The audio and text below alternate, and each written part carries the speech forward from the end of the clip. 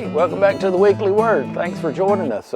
Ken and I are just on a hike here. We're exploring the old Dutch settlement in the Polk County Mountains. And whose house side are we standing right in the living room here, Ken? Well, this was the Beckler house. I think I can see what Mr. Beckler was thinking when he came in here and said, I'm going to build my house right on this little knoll right here. And of course, all that's left, we've got some pictures of that I've seen in books still existing. The Beckler house was the last one standing, but looks like a stepping stone right here that we're looking at here. And maybe some chimney piles on each end, lots of rocks is about all that's left. But we came in, walked by the Weaver house and the Frederick Littner house, and there's nothing there that we can find, just we know where the house sites was from other information.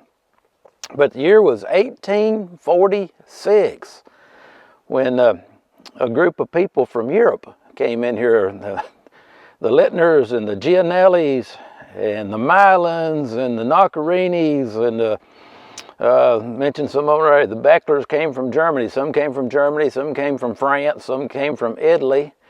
And they came in here in the Polk County Mountains to establish a Roman Catholic Utopian society. That's way back, 1846, and they lived in here for several years, about 30 years I think it was thriving for a while, I read, but we're just exploring around.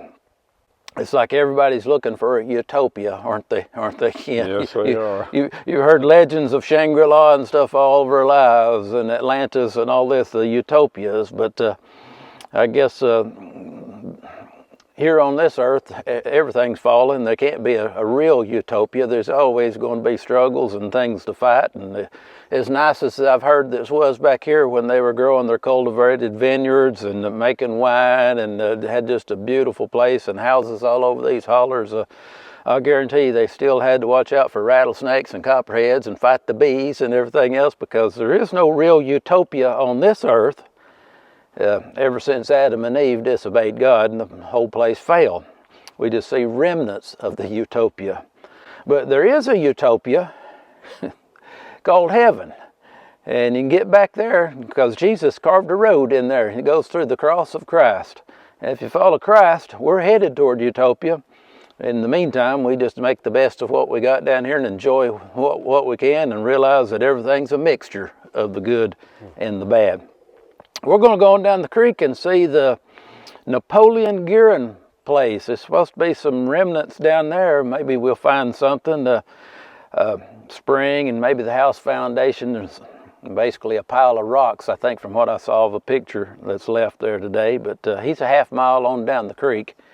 And we're going to come on out down on Silco Creek where we left the second truck and walk all the way through here. But it's very interesting. What used to exist in these mountains almost 200 years ago. We'll see you next week on the Weekly Word.